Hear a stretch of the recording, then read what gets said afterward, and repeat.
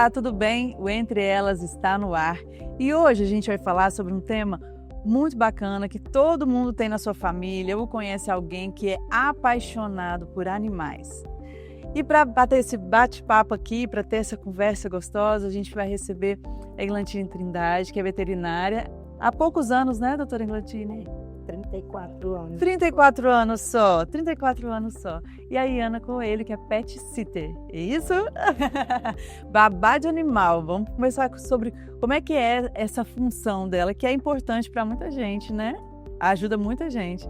E a Viviane Silva, que é psicóloga. Bem-vinda. Bom tê-la de novo. Obrigada. Não me abandona. Viviane estava curtindo umas férias, descansando, voltou renovada. Lindíssima.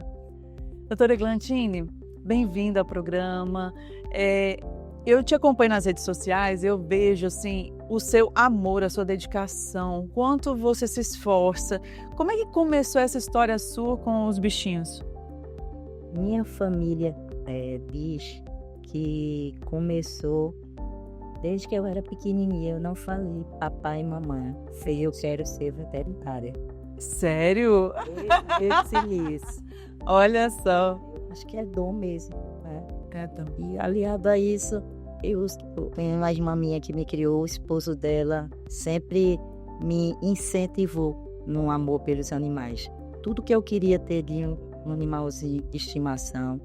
A gente tem uma feira lá no Recife, que na época era permitido mais comercializações. Então, sempre no domingo passava o dia lá. Então, tem que aumentar mesmo o amor pelo animalzinho.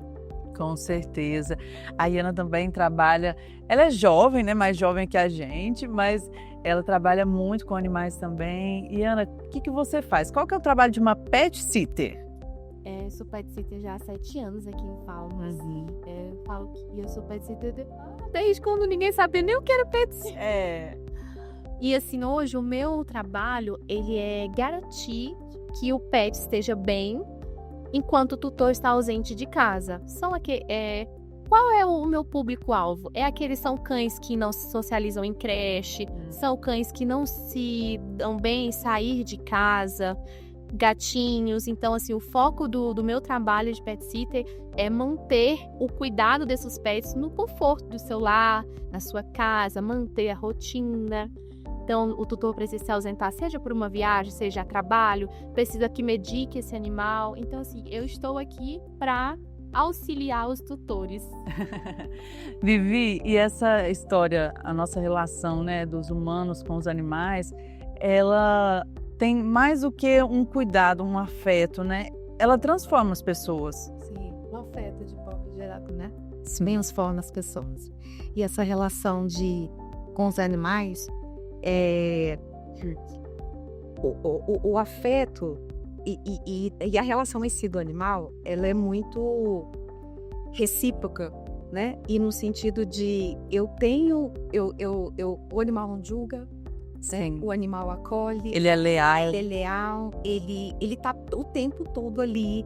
Então, principalmente com pessoas que tiveram problemas de traumas, principalmente na infância, né? Porque tudo que a gente vivencia na infância tem um peso muito grande ao longo da nossa vida toda. Então, crianças que sofreram traumas, rejeição, é possível encontrar ali no pet uma fonte desse vínculo afetivo, né? Além de ser pode apresentar, a gente pode ter muitos benefícios dessa relação com transtornos, né? Pessoas que têm aí transtornos de depressão, transtornos de ansiedade, pode se beneficiar bastante dessa relação com os animais. Tem a própria ecoterapia, né? Que fazem com os cavalos, enfim. É uma relação realmente, assim, de uma cumplicidade muito grande. Só que, doutora, a senhora vem acompanhando aí ao longo dos anos, há muitos casos, né, de abandono, de animais negligenciados, que têm donos, né, mas os donos não cuidam. Qual que é a sua, quando a senhora vê lá no consultório, a senhora já consegue mapear esse animal, já saber que ele sofre maus tratos? A senhora consegue agir quando isso acontece? Normalmente são as pessoas que acham abandonados, né? E pedem ajuda, né? Então, assim, muitos clientes não são ONGs, são clientes particulares. Eles acham animaizinhos abandonados, igual você, a Dulce acha e leva para castrar, se não pode deixar mais, porque já tem muitos na sua casa. Aí acabam levando no ponto, mas já castrado, aonde eles acharam. Então você percebe o maltrato pelo próprio, o animal, ele tem medo de fazer amizade, são animais difíceis de manuseio, porque normalmente na rua eles sofrem, né? Tem gente que bate, tem gente que na hora que atropela e foge, né? Tantas coisas que mostram assim sinais mesmo do medo. E quais os casos que chegam mais lá para a senhora, assim, de, por exemplo, problemas com cachorro? Como eu estou aqui já, a nossa clínica há 25 aninhos, a gente já tem assim os animais entre 15 e 20 anos. E com a idade, os problemas também aparecem, igual a gente. Então, problemas cardíacos, problemas renais nos animais idosos, oncológicos, a gente pega muito. Aí, se não for animal idoso, nesse período de chuva, dá muita dermatite fúngica, bacteriana nos pets. Animais idosos, problemas oculares, já começam a perder a visão, tem problema de catarata, problemas de falta de lubrificação nos olhos. Então, assim, vários probleminhas são vários. A gente tem que acompanhar de perto, né? Porque tá bem, de repente acontece, tem que ficar atento, né? Eu tô pedindo desculpa aqui, todos nós com um copinho d'água. Sim. Aumentou muito, não só nos gatos, os cães. Os cães também? Problema renal e problema de formação de cálculos. Os cães não querem mais beber água. Gente, os tutores têm que dar na seringa água. Na colherzinha. Inventa artifício, pedra de gelo, frutas. Brincadeirinha, né? Para que eles possam comer. Eu tenho. Olha só. E é difícil para lugar. Eu tenho que ficar colocando água gelada. Quem não gosta? E vê que aí eu chamo ela, vou lá e ela vê que eu tô pegando. Olha, gente. Se não for da geladeira, ela não toma. Ela foi criada com dengo. Gente, não sabe, eu achei que era só gato que tinha esse problema. Cálculos, eu até digo aos tutores, vocês bebem uma água, um copo d'água, aí vai dar um pouco de água seu pet. Eu faço isso, toda hora que eu tomo água, eu ponho lá para ela, porque ela toma muito água, a minha toma bastante água. E Ana, quando você acompanha esses animais, você cria um afeto. Eu vejo lá nos seus posts sempre assim, ai, coração, hoje é dia desses dois, os irmãozinhos, eu vou cuidar. Quando morre, né, você posta, ai, tô de luto, né, aconteceu isso. Cria realmente assim esse vínculo. Nossa, demais. Eu digo assim que eu tenho clientes que estão comigo desde quando eu comecei e eu já me sinto parte da família. Eles me mandam, tipo assim, quando eu não tô lá cuidando, eles me mandam foto, me mandam vídeo. Olha, eu mando pra ela direto. Saudade da Tiana. E aí a gente gera aquele vínculo. Tem tutores que já viraram amigos mesmo, próximos. Então a gente... E toda vez que demora muito o atendimento, você pega, tipo, vocês não vão viajar mais, não? Vocês não viajam mais. O que tá acontecendo? Tá deixando com outra? Cuidar. Não, mas graças a Deus, meus clientes assim, são clientes que... não é questão de deixar com outra, é questão de que a gente cria um amor muito grande. E uma confiança, né? Meu Deus do céu, eu sou apaixonada pelos meus clientinhos. Toda vez que eles demoram muito, eu sempre faço questão de postar. Eu vou morrer de saudade assim, eu vou por isso. E quando acontece uma perda, eu sofro junto. Esse ano, eu falo que esse ano tá sendo um ano muito difícil, porque eu perdi vários clientinhos. Que já eram idosos? Alguns sim, outros não. Problemas de saúde. Alguns que me deixam, tipo assim, eram de longas datas e quando eu soube, eu baquei junto com eles, assim, com os tutores, sofri junto mesmo. A gente pega o amor, acredito que a doutora também. Essa aí. Desse jeito, e a gente quer fazer de tudo ali pra auxiliar, pra ajudar, mas Deus sabe de todas as coisas. Com certeza. Faz parte realmente da família, né? Não dá para negar. Quem fala assim, eu não sou mãe de pet, eu não sou pai de pet. Mas, gente, é um integrante ali da família. Sim, e ela falou uma coisa agora muito importante, que muitas vezes é tão a cova não é negligenciada, mas as pessoas não dão muito valor, né? Porque quando há perda de pet, é um luto. Com certeza. E as pessoas ali daquela família, elas vivenciam luto. E aí muitas pessoas que não têm essa relação com o pet acham aquilo um exagero. Né? Nossa, faltou trabalho porque o cachorro morreu. Era só um cachorro, né? Você tá chorando por causa do que aconteceu. Olha, o cachorro morreu. Passem todos disso, né? E muitas vezes não era incomum, né? Isso acontecer. E é um luto, como qualquer outro luto. Né? E é importante que as pessoas que perderam os seus animais, elas tenham esse espaço para sofrer, para vivenciar o luto, para superar o luto, porque é como uma perda de um familiar. Sim, com certeza. E essa relação é tão bonita, né? E é uma relação muito... Quem gosta, gosta. Quem não gosta, é meio que não gosta mesmo, né? Não quer por perto. Mas a gente vai continuar esse bate-papo daqui a pouquinho aqui no Entre Elas.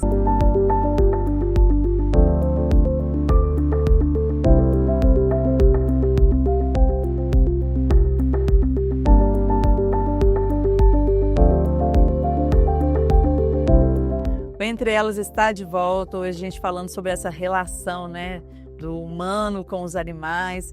A doutora Eglantine é médica veterinária há só 34 anos, né? Se formou, mas desde pequena tinha essa paixão.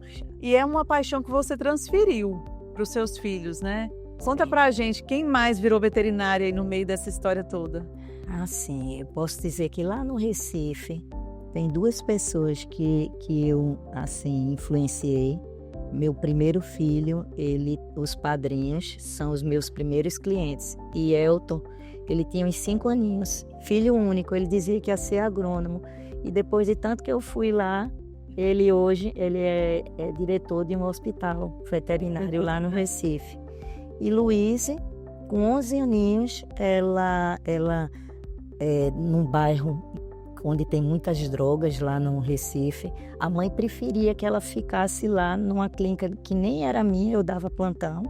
Ela ficava com um caderninho anotando as coisas. Hoje é a única mulher no Brasil que mexe com captura de onça, é doutoranda. Eu tenho o maior orgulho de Lu. Então, nós que custeamos estudos para ela, sabe? Então, foi uma pessoa, né, bem dedicada. E dos meus 4 filhos, 3, um já está formado ali, 3 são veterinários, 2 estudantes. Maísa, que era babá dos meus filhos, hoje trabalha lá na clínica já comigo quase 18, 20 anos. Está estudando veterinário. E todo mundo que entra lá vira veterinário. Meu namorado também. Olha só. 10 anos afastado de estudo, de tanto que me acompanha em urgência nos cantos. Voltou a estudar. É influenciadora mesmo. Essa é raiz, viu? Chegou perto dela, virou veterinária. E Anne, você cursa também, faz veterinária, né? O que você acha, assim, como você já aprende muita coisa na prática, quando você vê na faculdade, você fala, meu Deus, era isso, então né? Há essa relação mais íntima ainda com o que você está estudando, você está aprendendo? Com toda certeza. A gente vivencia, né? Vê as coisas e fala, nossa, eu já vi isso aqui na faculdade. Então, é isso, já penso lá na frente. E isso me ajuda também a orientar os tutores a procurar ajuda. Isso. Quando eu noto alguma coisa, eu falo assim, faz parte do meu trabalho observar tudo, o contexto todo na residência. Então, às vezes eu chego numa casa, a urina, por exemplo, tá muito concentrada. Eu já falo, tá precisando de mais água. Procura um veterinário, vai fazer uns exames, tal. Às vezes eu falo que eu sou até um pouco chata, porque tudo eu falo, procura um veterinário. Não pode automedicar, né? Não. Não pode. Assim, acontece de me perguntar, falo, gente, eu não sou formada, eu estudo, então oriento, sempre indico os veterinários parceiros e tal, procure um veterinário de sua confiança. Então, assim, fazer veterinária abriu um leque pra mim. Eu falo que eu fugi muito da veterinária por muitos anos. Todo mundo fala, você tem que fazer veterinária, você tem que fazer veterinário. Não. Por quê? Não, então, eu achava que eu não ia conseguir. Eu tinha isso na minha cabeça. Eu não fiz por causa disso. Eu vou falar, não vou conseguir. Quando eu perder o primeiro animal, já era pra mim. Encerrei a carreira, fechei as portas. Aí eu falava, todo mundo, você nasceu pra ser veterinária. Porque assim, eu amo os bichinhos desde que eu me entendo por gente também. E assim, cresci com eles. E aí as pessoas falavam, não vou. Eu comecei a fazer engenharia. Olha só. Eu na engenharia pensando, o que eu tô fazendo aqui, gente? E quando eu entrei na veterinária, eu falei, nossa, é isso. Eu amo isso aqui. É a minha vida, isso aqui. Ela é um divisor de águas pra mim, a questão da veterinária. Foi excelente. Mudou, né? Mudou a sua visão sobre essa relação. E Vivi, quando você é apaixonado por animais, assim, eu falo assim, você não se preocupa só com o seu animal, né? Eu moro num local que tem muitos animais, então aí esses dias eu postei de um animal abandonado, a pessoa achou ruim e falou, não, mas aqui não é só para os animais do nosso local que a gente mora. Eu falei, não, aqui é um grupo, a gente chama de quem ama animal. Então, se eu sei que um animal está sofrendo e a gente pode ajudar, por que não postar aqui? Aí a pessoa nem respondeu, porque ela viu que estava errada. Porque quem ama mesmo não consegue não se compadecer com a dor do bichinho, né? Não consegue não se envolver nessas causas. É uma coisa meio assim, até muito, uma dedicação muito grande, né? Imagina quando você vê uma criança, né, num estado de rua, né, sofrendo também, principalmente nós que somos mães, Sim. A gente já se compadece também com a criança. Meu Deus, por mais que, né, às vezes tem muita coisa que tá muito fora do nosso alcance, né, isso não é diferente com os animais, porque o afeto, ele não diferencia porque é um ser humano e porque é um animal. É um afeto, né? Você falou uma coisa no começo que ou ama ou não gosta, pode ser que não odeia, porque não tem como odiar um bichinho tão ingênuo daquele. Não gosta, assim, eu tenho exemplos na minha família que realmente não gostam. Não quer ter em casa, não quer que os filhos tenham. Chegue perto. Isso. Tá? Então, assim, dessas pessoas, você vê até um posicionamento de eu não vou me envolver, é só um cachorro, né? Lembra quando eu falei lá sobre é só um cachorro. Então, existem pessoas que têm essa diferença de relação, né? Aquilo é uma coisa, né? Tá, agora, as pessoas, quem cuida de animais, quem gosta de ter em casa, então, é muito difícil você fazer essa separação, né? Porque é um animal e porque não tá no meio, eu também não vou ajudar. Isso faz parte do nosso... De características humanas nossas, né? Que é de ser solidário, que é de ser prestativo, que é de preocupar com o outro, né? Acho que quando a gente perde essas características, é um pouco meio que até patológico. É preocupante, né? Tem que ser investigado, porque não é normal da nossa humanidade. Né? O que é normal, né? Às vezes a gente passa por muitos... né? A gente passa por muito sofrimento, as pessoas fazem mal e tal, mas daí é desenvolver uma aversão e eu não estou nem aí para que o que acontece na minha volta, não é isso que o mundo precisa, né, gente? Acho que a gente precisa justamente do contrário, é cada vez a gente se envolver e estender mais esses cuidados e esse envolvimento até onde a gente pode, até onde a gente alcança. Sim, com certeza, eu penso da mesma forma. Doutora, a sua experiência são muitos anos, né, de experiência e é impossível você não se envolver muito com esses animais. Tem clientes seus antigos, né, já idosinhos. E na sua casa, tem pouco bicho? Na nossa casa, o nosso caçulinha, se a gente não segurar um pouco... Ele pega todos da rua? Desde pequeno, ele deixava de comer para pegar e alimentar os gatinhos na rua. Ele ama os gatos. Temos 8. 8. Todos que saem pegando, né? E esse Pedro também é um que gosta de pegar. Se também a gente não consegue abraçar e pegar todos. São muitos casos. Nós temos todos os nossos, foram de abandonos também, né? Temos 5 pets. 5 cães. E 8 gatos. E mais algum animal diferente? Tem calopsita. Sabia, sempre tem. Tem papagaio, já abandonaram coelhos, já acharam no lote vazio. Um cliente chegou com um preazinho macho, depois chegou com a fêmea, depois a Eglantine achei os 3 filhotinhos. Aí ficamos com a família todinha. Ele achou ali na frente do posto Tucunaré. Gente, preazinho. E tem como castrar? Tem. Isso também? Castrar. Todos os animais têm castro. Porque senão, uma hora dessa, a casa dela já era invadida por eles, né? Saem doando, o que aparece, aí vamos ficando. Tão bonitinha, a gente já se apegou, né? E a gente já pega rápido. Só mais onde come 1, come 10. Comem 10. E Ana, na sua casa também é lotada, né? Que eu pedi ajuda para ela ficar com as que surgiram para mim, né? Ela, Monique, eu não tenho mais condição. Tem 8 gatos também. 8 gatos. Inclusive, 2...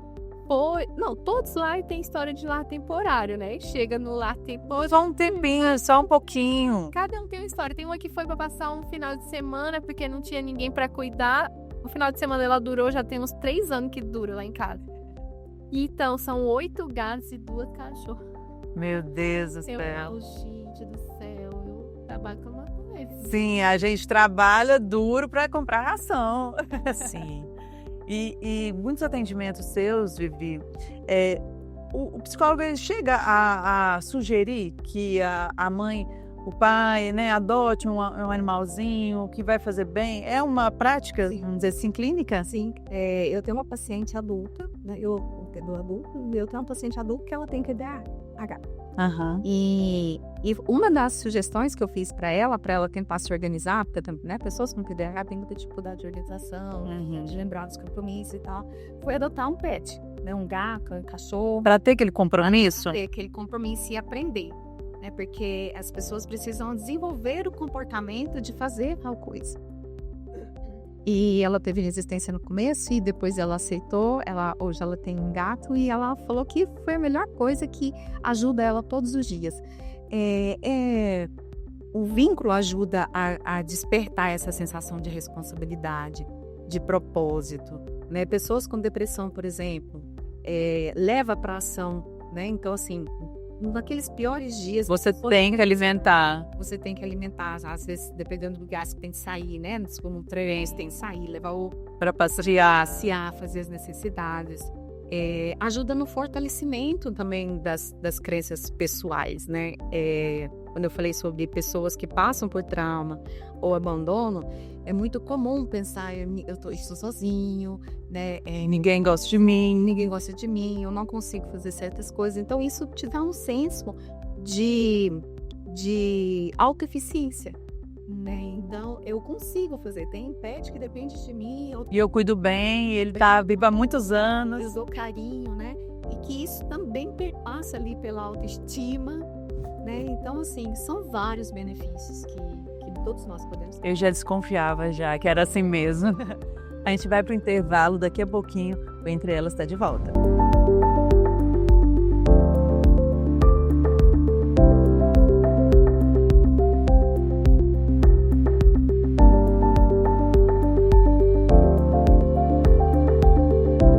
O Entre Elas está de volta hoje falando sobre esse amor que nós temos pelos animais. Todas aqui apaixonadas, felizmente não tem ninguém que não gosta de animal aqui hoje nesse programa. E doutora Eglantine, como é que a sua clínica ela atende muito assim? Eu vejo filas na segunda-feira, hoje por exemplo, né, de manhã, aquela fila de gente para dar banho. Qual que é o seu diferencial? O que você acha assim que leva as pessoas a ficarem numa fila, numa segunda de manhã, para poder ter esse cuidado da sua clínica? A gente lançou essa promoção, eu acho, hoje eu falei com um cliente, tem uns 20 anos, porque quando eu cheguei aqui, eu pegava os animais que iam para as chácaras e vinham cheios de nó só para tosar zero. E aí o banho tosa não mostrava o tipo de tosa, não mostrava os penteadinhos. A belezinha deles. Né? Aí tosava zero. Aí a gente ficava vários meses, o tutor vinha de novo para tosar zero. Então a gente lançou essa promoção porque eu tenho clientes que têm 8 pets. Tem clientes que trazem, tem 8, tem 5. É uma forma de financeiramente ajudar para todos ficarem bem cuidados e ter aquela manutenção, que também um serviço desse, ele faz com que todo mundo preocupe com as prevenções. Você, na hora do banho, vê que tem um carocinho, que tem uma ferida, que tem uma encravada, que tem um problema no ouvido. Sim, tá com carrapato ali. Não é só um banho, né? É um momento de cuidado ali, né? Então, assim, você perguntou o que faz ficar uma fila. É você fazer o mesmo serviço de outros dias, com os mesmos profissionais, mesmos produtos, mesma qualidade, não é? E você de domingo a domingo tá ali presente, né? Para se precisar de você, liga, você atende. Lá funciona 24 horas. Nós atendemos ligação, né? Ligação. Eu não tenho a urgência, é emergência. Ligou para mim, aí ligou para o meu filho. Você nem dorme em paz. O celular fica assim, juntinho. Fica na cama. Fica. Mas a maioria dos clientes eu tenho todos já agendados, então ligou, você já vê que ninguém vai ligar para você 1h da manhã, 2, sem uma necessidade mesmo. Com certeza, deve ser um susto. Eu já deixo tudo registrado, os números são já conhecidos. E Ana, você também não tem dia, né? Geralmente é fim de semana que o povo viaja, feriado. Você não acha ruim, não, de abrir mão, tão nova, abrir mão dos feriados, assim? Olha, não. Eu digo assim, os tutores vão viajar no feriado, depois eu viajo fora da temporada.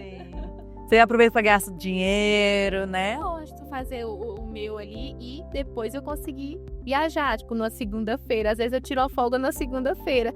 Aí o pessoal brinca assim, nossa, de folga na segunda. Porque assim, querida de madame, o sábado e domingo eu trabalhei até, às vezes, 10 da noite. Sábado agora eu comecei às 5h40 da manhã. Meu Deus. Eu tava chegando na primeira casa da tutora, quando ela falou, Iana, 5h40? Isso é normal? Falei, mulher, pra eu dar conta da minha agenda, eu tenho que começar cedo. Tem que começar. Graças a Deus, isso mostra que, tipo assim, eu tô fazendo um trabalho bacana, que as pessoas realmente confiam em mim. Mas eu gosto, eu já acostumei. Quando eu tô de folga no final de semana, é até estranho. Eu fico, nossa, eu falei, a gente faz o que? Que saudade, que falta de um gatinho, um cachorrinho. Mas graças a Deus, assim, todo final de semana eu tenho pelo menos 1 ou 2 casas ali que eu atendi. E nunca teve um que te mordeu, que avançou em você, que você falou, não vou dar conta, vai ter que ficar com fome. Vou jogar pela janela a ração. Assim, não, nunca me aconteceu de eu chegar na casa e eu não conseguir entrar. O que eu faço? Quando o tutor me procura, ele geralmente já fala assim, o meu cão ele é assim, ele não gosta de interação. Aí o que eu monto todo um cronograma e falo, então a gente vai fazer o seguinte, uma interação antes de você viajar. Eu sempre falo assim, tutores que têm cães reativos, têm esse tipo de comportamento, marquem com o máximo de antecedência, porque a gente consegue fazer uma socialização. Antes da data. Sim.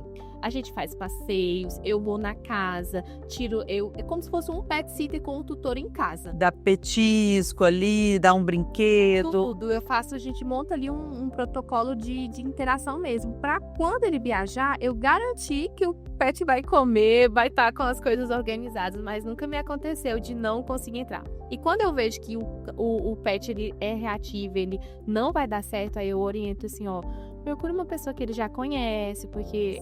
Às vezes até um familiar, né? Porque corre risco, né? Se for um animal de grande porte, alguma coisa. Prezo assim, eu não vou deixar o pet com fome, mas eu também não posso ter intercorrências durante a minha agenda. Uma mordida, Porque como que eu vou comprometer os meus outros atendimentos? Não posso.